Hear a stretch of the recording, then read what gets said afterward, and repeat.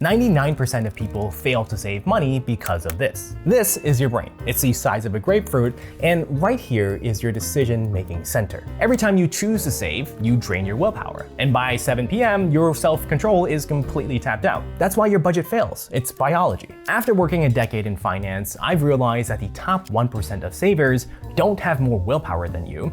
They just have a better system. And by the end of this video, you'll have a system that works even if you failed at every other budget before. I call it the 3S spending system: secure, stack, and spend. It lets you splurge guilt-free while building wealth on the side. But to actually make this work for you, you actually need to see the math as we go. So I'm gonna map this out using my Freedom Spending Plan. You can grab it for free in the description or scan my face to follow along with your own numbers. It's part of my free 7-day money roadmap, so let's start with step 1, secure. And this is where most people mess up before they even spend $1. Because it's not about spending less, it's about taking your most important expenses and turning them into set it and forget it patterns so your brain never has to think about it again. But before we even do that, we need to first understand how much money you're actually earning every month. So this is the amount that hits your bank account after taxes. And if you have more than one income stream, you want to include everything over here. If you only have one income stream, such as a full-time job, then that makes this super easy. For example, let's say Mr. Magic Lamp here earns $6,000 after taxes every month. So we're just gonna write that down in this box. All right, so now that's done, how do we actually apply secure? The first step is audit, and here's an example. When I look at my spending and look at the bank statements and the credit card charges,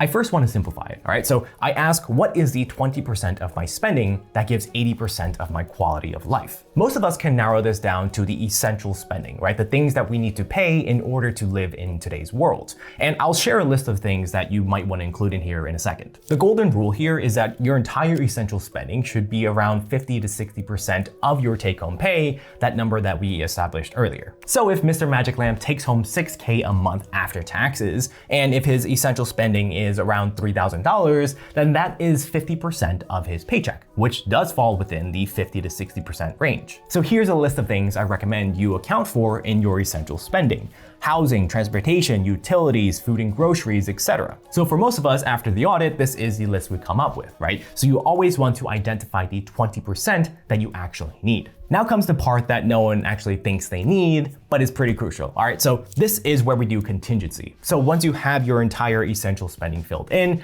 I want you to add 5 to 7% as a miscellaneous expense inside your essential spending. The goal here is just to cover things that you might have just forgotten about. And trust me, we all forget sometimes, we're just human. For example, did you remember to include oil changes for your car, which is around $80 here in New York City? That 5 to 7% is going to cover this initially, and as you use this system more and more frequently, you can eventually leave this miscellaneous part out because you'll get a better understanding of your own spending habits. Mr. Magic Lamp is gonna add $210 here, which brings his new total to $3,210, which is 53% of his paycheck, which is still within range. And now comes the step that ties everything together. All right, so this is the one thing that makes the rest of the 3S framework actually work, and it's called subtracting. So once you got a fairly accurate number here, I want you to subtract that number from your paycheck. If you're using the Freedom Spending Plan that I'm using here, which you can get for free in the link down below, that is going to be calculated automatically. And now you know how much we have left over to spend for the other buckets. 99% of people feel really overwhelmed by all the different expenses we have and tracking and making sure that's going through.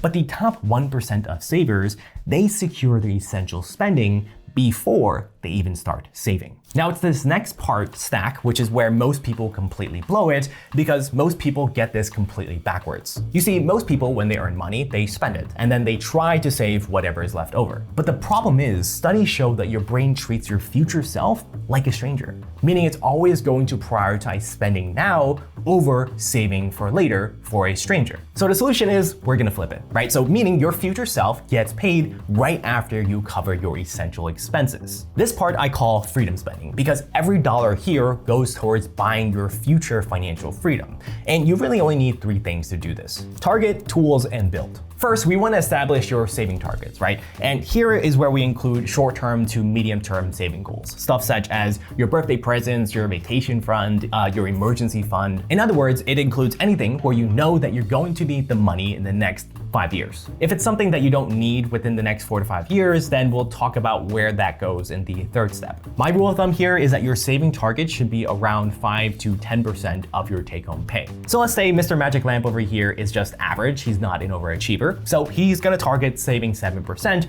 or $420. He decides to split that up between traveling to Mexico City next year and gluing on his new eye. Now, in my freedom spending plan over here, I kept the names pretty general, but when you use this, I want you to rename them to something very specific. Reason is, the more specific you get, the easier it is going to be for you to visualize your target and actually feel motivated to achieve it. Now, how do you actually make saving easier, right? So this is where the second step, tools, come into play. The first tool I recommend is you just set up automatic transfers from your bank account that goes into your savings account as soon as you take care of your essential spending. This first tool is going to remove the need to use your willpower center because you're automatically going to be saving without you having to think about it. The second tool I recommend is to create separate high-yield saving accounts for each of your major saving goals. Meaning, Mr. Magic Lamp has a dedicated savings account for the Mexico trip and one for his eye surgery. This is important, especially if you're first getting started, because you don't want to accidentally mix up your savings, and it also allows you to see how far off or close you are to your actual savings target. And I find it a lot more motivating too, because having separate smaller goals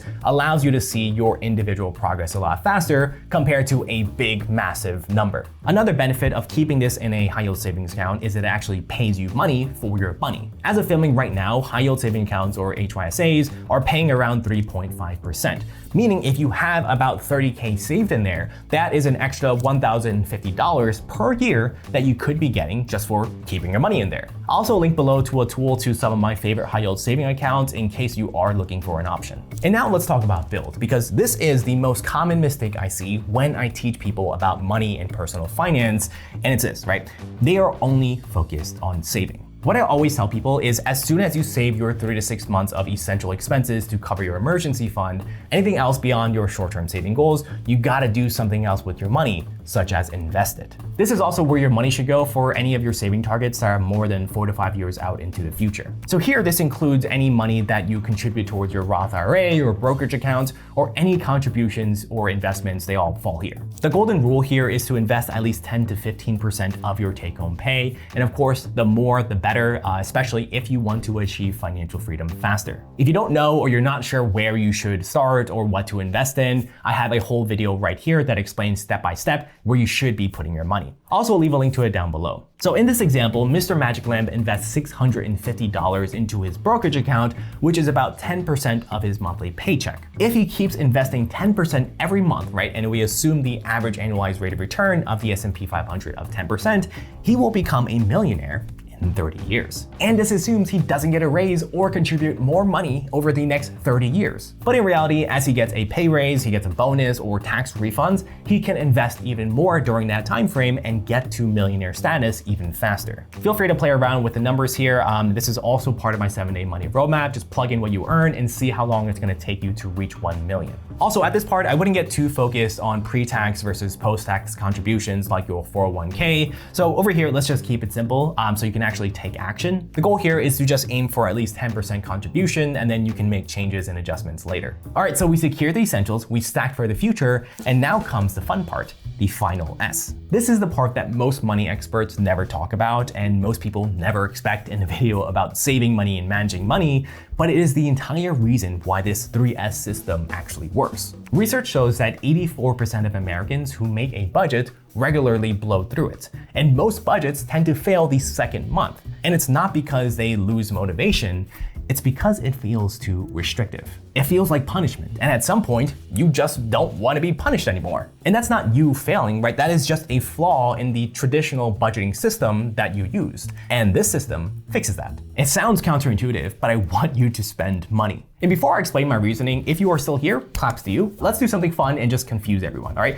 Can you leave a comment with the word grapefruit? Because I bought this for this video and I'm pretty sure I'm allergic to these. Let's see how many grapefruit comments we can collect. All right, so basically any amount of money that we have left over now becomes what I call flexible spending. This is money you can use to spend freely and use to buy whatever you want without feeling guilty. So whether that's going out to eat soup dumplings, buying more Mr. Magic Lamps, or going to Disney World. And here's what I mean. So depending on how how much you contributed to the other categories, the rule of thumb here is 15 to 20% of your paycheck should be dedicated to guilt-free spending, which I know sounds like a lot of money, but that is the beauty of this entire system. Because as long as you prioritize all the other stuff that's way more important, then you are golden. In our example, Mr. Magic Lamp spent about 54% on essential spending, 7% on saving targets, and 11% on investing, which leaves us 29% or $1,720 to spend it on whatever he wants. Now, since 29% is higher than our 20% upper threshold range,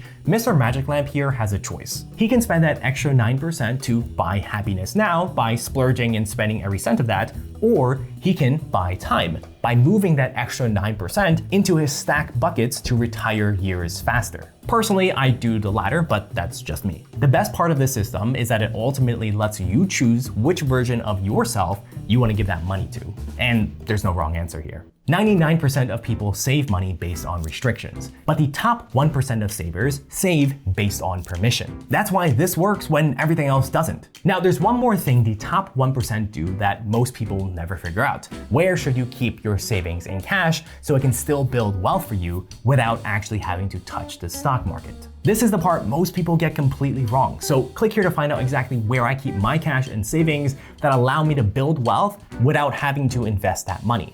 I'll see you there.